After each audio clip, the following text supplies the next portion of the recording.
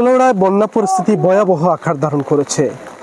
যত দিন গড়াচ্ছে পানি ততই বাড়ছে এবং বন্যায় নিরাপদ আশ্রয় খুঁজতে মানুষ আশ্রয় কেন্দ্রে যাচ্ছেন এবং পানি বাড়ার সাথে সাথে বাড়ছে মানুষের দুর্ভোগ।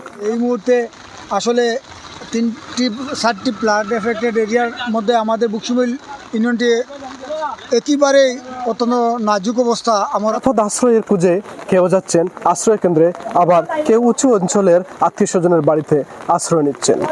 শ্রীমঙ্গল আবহাওয়া অফিস সূত্রে জানা গেছে, মঙ্গলবার এই অঞ্চলে 126 মিলিমিটার বৃষ্টিপাত হয়েছে এবং বৃষ্টিপাত আরও বাড়ার সম্ভাবনা রয়েছে। বৃষ্টিপাত বাড়ার সাথে সাথে বন্যা পরিস্থিতি আরও ভয়াবহ আকার ধারণ করবে। আমি এখন দাঁড়িয়ে আছি উপজেলার হাকালুকি তীরবর্তী বুকসুমিল ইউনিয়নে। আমার চারপাশে যে গ্রামগুলি দেখছেন, এই চারপাশের গ্রামগুলিতে কিন্তু বন্যায় আক্রান্ত মানুষেরা তাদের আশ্রয়ের জন্য আশ্রয় কেন্দ্রে যাচ্ছে এবং বেশ কয়েকটি আশ্রয় কেন্দ্র এই ইউনিয়নে খোলা হয়েছে।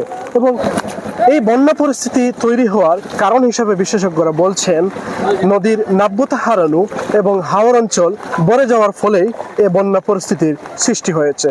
জাম থেকে আসা পাহাড়ি ডল এবং ভারতের মেঘালয়ের চেরাপুঞ্জিতে অতিমাত্রায় বৃষ্টির যে পানিগুলি, সেগুলি কিন্তু গড়িয়ে হাকালুকি হাওর সহ নিম্নাঞ্চল প্লাবিত হয়। হাকালুকি হাওরে সে পানির পর্যাপ্ত জায়গা না হওয়ায় এ পানির কারণেই বন্যা পরিস্থিতির তৈরি হয়। এবং দর্শক, আমার পাশে যে ঘরগুলি আপনারা দেখছেন, এই ঘরগুলি কিন্তু বন্যায় প্লাবিত হয়েছে এবং পানিবন্দী মানুষ কিন্তু এই ঘরগুলির মধ্যে রয়েছেন। বিশেষ করে এই নিম্নাঞ্চলের মানুষ বন্যার কারণে ব্যাপক দুর্ভোগের মধ্যে পড়ছেন। 4 নম্বর ওয়ার্ড বুকসুমিল ইউনিয়ন আমরা খুব ক্ষতিগ্রস্ত আছি। বাড়িঘর ছাড়িয়া মানুষ থাকতে পারেন না, গরু ছাগল খাওয়া দাওয়া সম্পূর্ণ খুব কষ্টভাবে চলছে। এখানে কিন্তু একটি মাছের বাজার তৈরি হয়েছে।